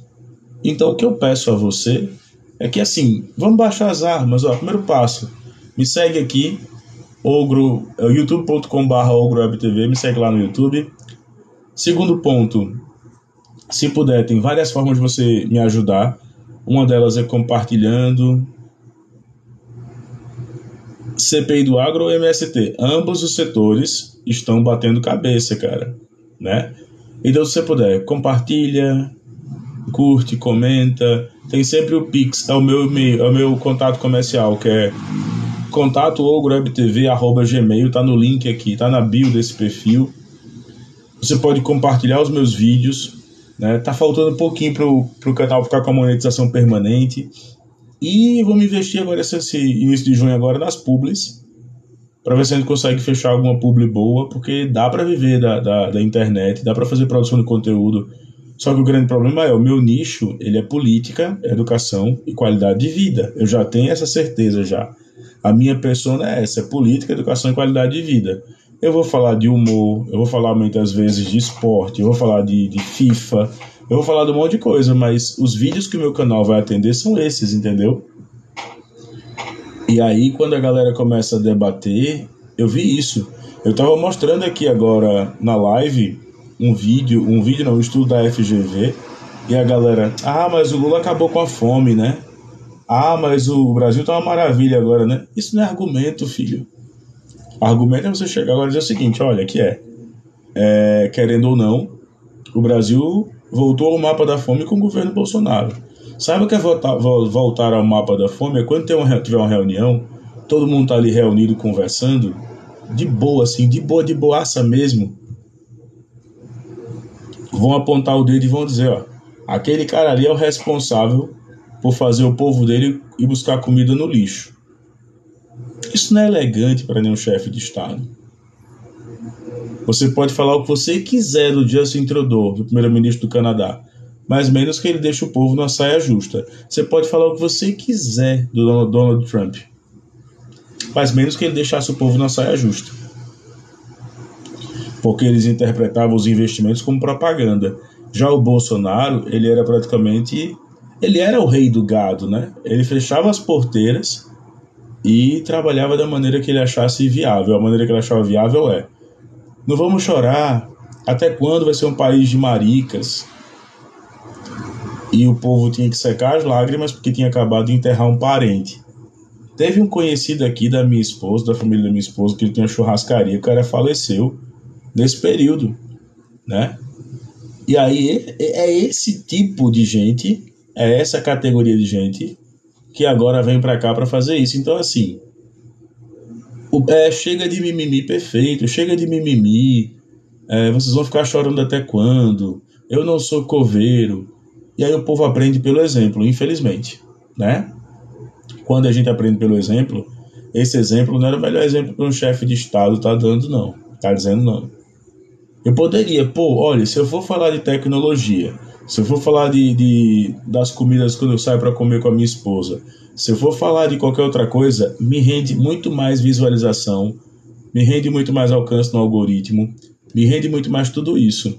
Porém, eu fui picado pelo bichinho da política. Então, e eu volto a dizer, se eu vou falar de live, de corrida, de como é gostoso agora começar a correr os 12K, os 8K, de como é gostoso fazer tudo isso, pô, meu canal vai decolar. E todo mundo diz isso, cara, para de falar de política. Você não vai ganhar nada falando de política. Para de falar disso, você não vai ganhar nada. Para sabe, vai comprar um Stream Deck pra quê? Que é um aparelho que você conecta as câmeras e fica fazendo isso. E vai gravar com a galera pra quê? Se poucas pessoas assistem, uma hora vai virar, uma hora o canal vira. Eu já percebi, sempre em véspera de eleição meu canal explode, né? Ele dá uma boa audiência perto dos canais, mas eu não quero também só isso. Por isso que eu tô com muito medo, eu não tenho nenhum problema de compartilhar meus medos com a audiência, porque a gente vai começar a buscar publis, né? Como é que eu vou chegar na tiazinha que tem uma boutique aqui? Eu vou dizer, olha, minha esposa topa fazer um provador para vocês nos bairros aqui perto, mas em contrapartida eu gravo, eu hospedo no meu canal, nas minhas redes sociais, e aí você manda o media plan para ela, você manda quantos seguidores você tem. Só que eu tô ouvindo isso de todo mundo. Cara, você fala de política, e falar de política afasta os patrocinadores. Falar de política faz com que a live reduza. A galera abraçou uma persona do ogro, que é o cara que vai chegar lá e vai estar tipo, sabe? Aquele cara vai estar rasgando, mordendo, ou fazendo o bolsonarista passar vergonha. E eu não tenho vergonha da minha persona. O que eu fico preocupado tem uma hora em que você precisa fazer com que essa máquina gire. Tá? Essa máquina precisa girar. E aí eu volto a dizer, falar do que a gente viu hoje, de gente que não sabe debater, a gente constatou hoje, a Fran tá aí, o vigilante tá aí, acho que a primeira-dama tá aí também, a galera tava acompanhando. É gente que não sabe debater, não sabe se portar em um debate. Gente que não pagou ética, que é filosofia do 6º ano. O que é ética, o que é moral, sabe? Concordo, o presidente não é coveiro, ele é presidente, né? Então, assim, quando a galera fez isso tudo, eu fiquei preocupado. Eu fiquei, pô, peraí. Por que eu tenho que esquentar a cabeça com isso? Mas eu tenho que esquentar a cabeça com isso. Querendo ou não, o médico é médico. Outra notícia agora, tá, gente? Notícia de bom tom aqui. O euro que estava ali mais alto, ele está com a queda de 0,80%, está em baixo. Inclusive depois das notícias em relação ao Lula, no caso, Ucrânia. Então o euro está hoje a 5,35. Teve gente que chegou a comprar o euro perto do governo Bolsonaro a quase R$7. Hoje o euro está a 5,35, ele está a menos 0,80% na baixa, tá? Vale a pena a galera observar também aí. Eu vou até abrir aqui os indicadores. Mas, gente, chegando na fase final desse meu podcast, eu peço que vocês possam acompanhar lá no YouTube. Olha, pra gente ter uma ideia, tá? As moedas hoje. Eu vou ter aqui diretamente o euro tá R$5,35, 5,35, já pautado. Além do euro a 5,35, a gente tá encontrando aí de imediato. Deixa eu só voltar aqui. Cotação de hoje do MSN Dinheiro. O euro tá a 5,35. Vamos olhar aqui. As bitcoins, todas as bitcoins, a Ethereum, né? Todas elas estão caindo. Então, quem vai comprar agora não é o melhor momento. A gente tem agora a bolsa. Ela não tá operando, porque a bolsa trabalha somente em horário comercial. Então, até de segunda a sexta, até às 17 horas, 18 horas. Mas a bolsa registrou no acumulado da semana uma permanência. Não foi nem queda, nem baixa. E aí você tem as ações, né? A ação que mais valorizou agora dentro do Ibovespa foi a da Petrobras. A segunda que mais avaliou foi isso. O dólar, deixa eu ver aqui quanto é que tá na cotação. Eu não tô tendo dólar aqui na minha cara. Tem o euro. Vou pesquisar aqui dólar. Peraí, viu?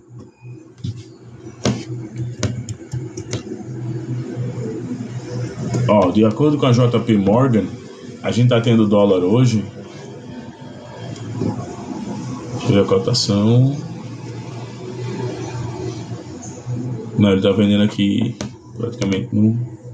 Ó, o dólar teve hoje o real teve uma valorização de 0,86 e o dólar teve uma queda de 0,002, tá bom? A gente já começa a ver isso. Então, para a galera ter ideia, a cotação do dólar tá aqui. Vamos pegar a cotação real, dólar turismo e dólar paralelo. Ó, boa, o dólar hoje tá a menos de R$5, tá 4,9939. E aí, se a gente for pegar a mesma planilha e for apresentar para vocês, o dólar tá caindo, ele já chegou a estar 5,15, 5,20, 5,18, mas o dólar hoje tá a 4. O dólar tá hoje a 4,9939. Qual é a variação do dólar ao longo dessas 52 semanas, né? Ou seja, durante o período eleitoral até hoje. Durante o período eleitoral, na metade do período eleitoral ali, lá por volta de agosto, setembro, no auge da efervescência, ele estava R$ 5,52. E assim que o Lula começa a botar os pacotes econômicos, ele vai para R$ 4,68. Hoje ele está a R$ 4,99. E a expectativa é que ele chegue... Tudo que eu estou falando aqui está no Microsoft Start, tá, gente? A ideia é que ele chegue praticamente aí a menos, eu volto a dizer, a menos 4,76, tá? Só para a galera ter uma ideia, ele vai chegar a 4,76. Aí tem outra notícia, Shein e Shopee. Haddad diz que o governo pode rever a alíquota de 60% do imposto. O ministro da Fazenda defendeu que a mini crise causada pela iniciativa do governo em taxar as compras poderá ser revisto.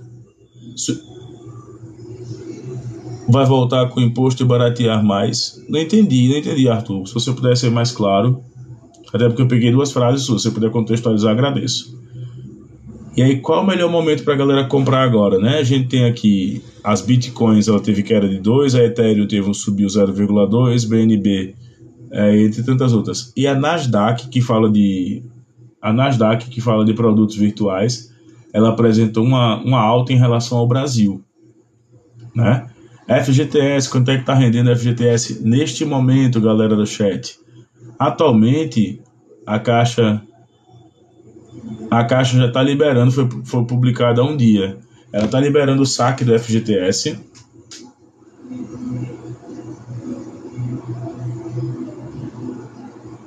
A pergunta foi, ICMS dos combustíveis vai voltar?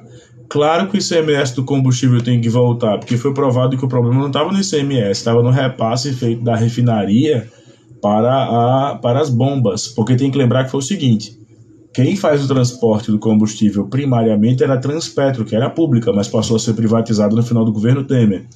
E durante o governo Bolsonaro, os 2 primeiros anos, houve uma necessidade de se pagar os acionistas antes de todo mundo. E quem trabalha na empresa, quem trabalha com empresa, sabe que os acionistas são os últimos a serem pagos. Por exemplo, eu trabalho numa empresa e essa empresa vai pagar os dividendos em cima de 6 meses, 3 meses, 6 meses e 1 ano. Ela não vai pagar primeiro os acionistas para depois ela resolver os problemas. Ela tem que resolver primeiro todos os problemas e aí sim, quando ela apresentar lucro nos dividendos, é que ela faz o repasse aos acionistas. Então, eu sou favorável sim à manutenção do ICMS dos combustíveis. Vejo, inclusive, que isso vai fazer com que a galera consiga manter a economia flutuando. E é o ICMS que ajuda estados como o meu, por exemplo, que é o estado de Alagoas, que depende demais hoje da questão do ICMS ativo, tá? Então, eu entendo, eu sou favorável sim à questão do ICMS em cima do combustível, porque o problema não está no ICMS. Voltando ao ICMS, a gasolina vai baixar? Pode baixar, porque o problema não está no ICMS, o problema está, querendo ou não, na distribuição, da refinaria até a questão final. O Bolsonaro fez uma maquiagem de colocar a questão do ICMS nos combustíveis para dizer o seguinte, olha, eu estou baixando ICMS. ICMS é tributação final. Ele tinha que retirar as tributações iniciais. O preço saindo diretamente da refinaria para a transportadora, da transportadora e das distribuidoras até as bombas para chegar até o cliente. Ele não fez isso. Até a paridade de preço internacional, o PPI também, né? Por que eu vou colocar o petróleo em dólar se ele está aqui no Brasil?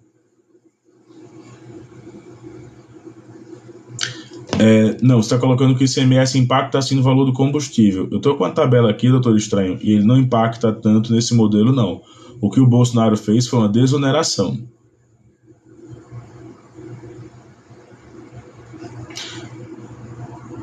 Aí ele colocou aqui, mas já está com a nova política de preço e está quase o mesmo preço. Eu acho que os amigos não estão acompanhando, até porque a live está chegando já no seu fim. Eu estou com 1h30 de live já. Os amigos não estão acompanhando o seguinte: o ICMS em cima desse preço ele aumentaria. Como mudou a PPI, como mudou a política de distribuição e como mudou também a política de preços do petróleo no Brasil, o que está acontecendo agora é o trabalho de fiscalização. Aqui em Alagoas a gente chegou a encontrar na praia gasolina perto dos R$7. Gasolina premium aqui no Nordeste chegaria a 6. Mas gasolina foi encontrada 7, quase perto dos 8. E aí o que é que acontece? Agora é momento da gente fiscalizar praticamente os PROCONs. Agora a gente tem que fiscalizar os PROCONs.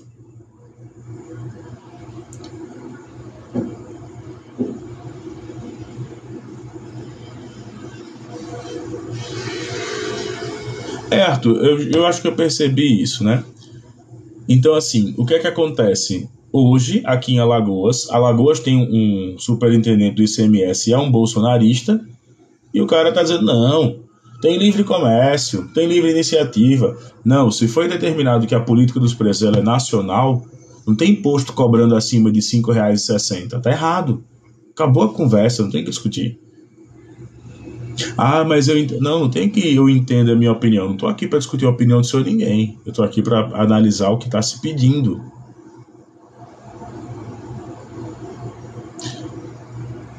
Eu entendo, Arthur, mas a gente não vai conseguir fazer isso da noite pro dia, cara. Baixou hoje, pra você ter ideia, isso é efeito cascata, que vai ser sentido de 3 meses a 6 meses. Infelizmente, tá? Só notícia rápida sobre o FGTS. Caixa libera FGTS, veja quem pode pegar o dinheiro. Foi falado ontem acerca disso. E vamos lá, vamos ler a matéria e vamos ver quem pode pegar. A Caixa vai estar liberando aqui essa ideia do FGTS. Ele vai dizer o seguinte: o que é que acontece hoje? Deixa eu só ler aqui, rapidão.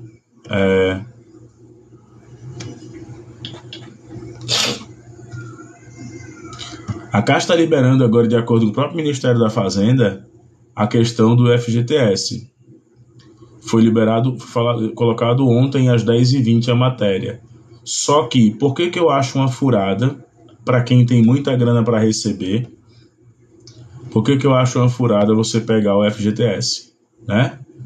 Se você vai lá pegar o FGTS porque você tá ferrado de grana, você quer se resolver, beleza, tem que pegar para se resolver. Mas se você for pegar uma vez por ano, que é o tal do saque aniversário, e você for pegar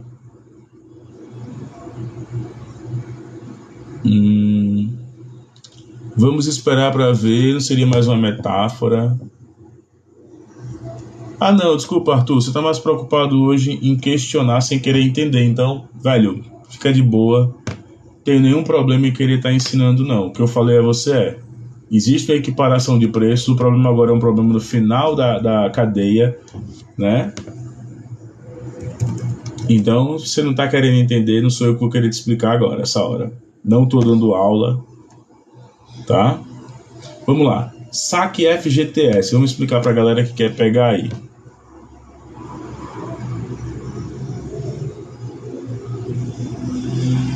Não, concordo.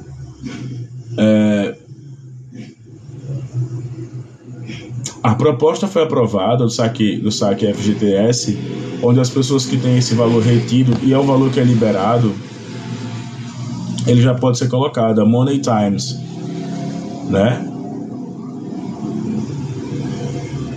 Eu não entendi, Lari, por que o nosso amigo Atílio tá bravo. Eu não falei nada com ele. O ministro do Trabalho espera rever saque aniversário até o fim deste mês. A matéria foi publicada dia 25 de maio de 2023, às 20h37. Ele acaba dizendo o seguinte, tá na Money Times. O ministro do Trabalho, o senhor... Deixa eu pegar aqui rapidinho. Da Previdência é o Carlos Lupe. Deixa eu pegar aqui. O ministro do Trabalho Tá? Aqui. O ministro do Trabalho, Luiz Marinho, espera apresentar no Congresso uma proposta de revisão do saque aniversário e de modo que a pauta possa ser aprovada ainda esse ano. O objetivo da medida dele, nessa quinta-feira, é salvar o Fundo de Garantia por Tempo de Serviço, que estaria, na sua visão, sendo descaracterizado e perdendo as suas reais funções. Peraí, vamos entender o que é o Fundo de Garantia por Tempo de Serviço, galera. Você trabalhou ali 1 ano, com carteira assinada, tudo certinho. Você tem um fundo que é pago, em caso de demissão, sem justa causa, para que você possa se manter no mínimo de condições até você se colocar de novo. Porém, o objetivo dessa medida, ele está perdendo a sua função de acordo com o Luiz Marinho, que diz o seguinte: você vai lá e adianta o saque aniversário, tira 10, 15, 20, 30 mil reais, e aí você é demitido. O que vai acontecer? Você vai ter esse desfalque, né? E aí se coloca, a modalidade de saque aniversário foi criada no governo do Jair Bolsonaro em 2019 e permite o saque parcial no fundo no mês de aniversário do cotista. Já a modalidade tradicional do saque integral é apenas em casos específicos com demissão sem justa causa. Para salvar o fundo, precisamos rever o que foi feito no governo anterior. Para a galera que não entendeu, eu adoraria dar essa dica já para encerrar a live de fato, tá? Começou a ser liberado o PIS. Para quem ganha até 2 salários mínimos e tudo mais, o PIS começou a ser liberado. Beleza, tranquilo. O PIS já é uma injeção na economia. Só que aí existe uma galera que não recebe PIS que também precisa desse up da economia. O que é que o governo do Paulo Guedes pensou? Vamos pegar uma coisa que é uma poupança da classe trabalhadora, só que ela rende com juros muito mais baixos. E aí você diz, né?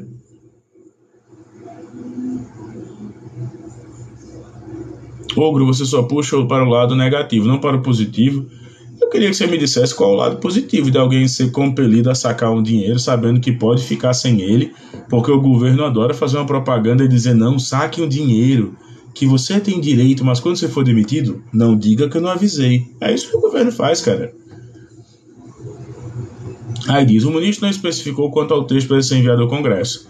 Eu acho que o Luiz Marinho, ele tinha que prestar atenção em algumas coisas, entre elas é o seguinte, tá? É que, querendo ou não, o FGTS deveria voltar à modalidade tirar e investir. Pois é, essa coisa, doutor Estranho, que vocês falam de investir, o Brasil tem tanto investidor que era para a gente ser uma Dinamarca. Era para ser uma Islândia, com tanto de investidor que tem.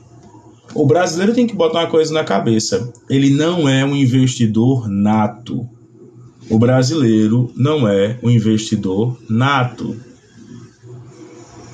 Oi, Pãozeto, eu sou extremista da esquerda? Sou, cara. Sabe por que eu sou extremista de esquerda? Porque existe extrema fome, extremo desemprego, né? Existe a extrema corrupção da extrema direita, que é Deus, pátria e família, mas eles esqueceram Deus, negam a família, não respeitam a pátria, né? Então, assim, é dessa forma. Por isso que eu sou de extrema esquerda, tá bom?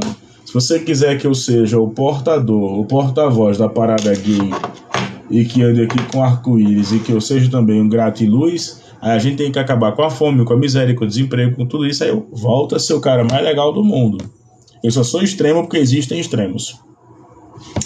Então, como eu estava falando, a gente tem que prestar atenção nisso logo de imediato.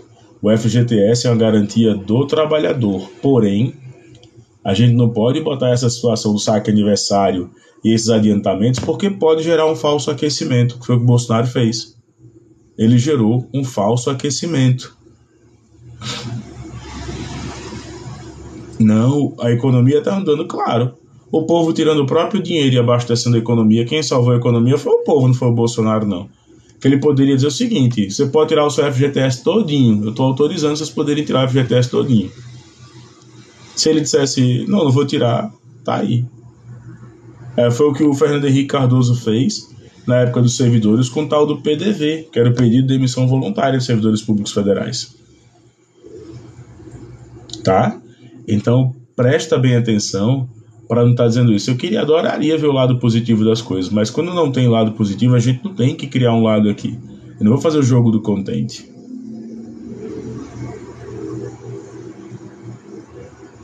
Não, isso não é verdade. O FGTS não está servindo no momento para pagar a dívida do calote de outros países, porque primeiro não há calote, porque só há calote quando há judicialização da dívida. Primeiro ponto é esse, né? Então, doutor Estranho, desculpa, você já pegou aí, já pegou pesado, né? Para que haja calote, tem que ter praticamente a judicialização da dívida. Me diga um país que judicializou a dívida, que o Brasil judicializou a dívida. Me diga um que o Brasil judicializou.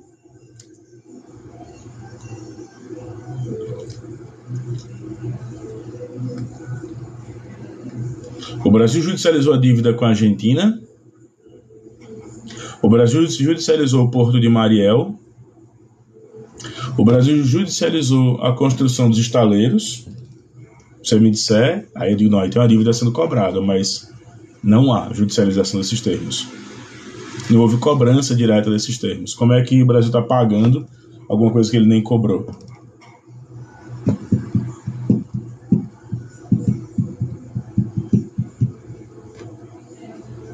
Outra pesquisa aqui muito interessante, tá?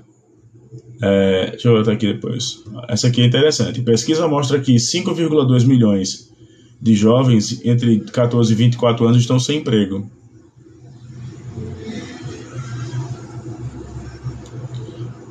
Você acha que o INSS vai pagar a revisão da vida toda? Cara, não, que não é assim que funciona, mas tudo bem. Prometo que em outro momento a gente consegue conversar. Mas não é assim que funciona não, tá?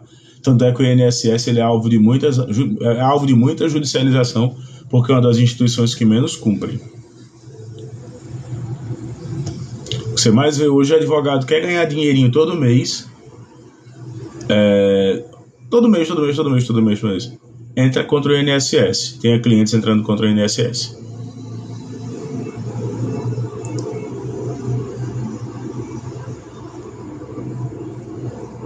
Né?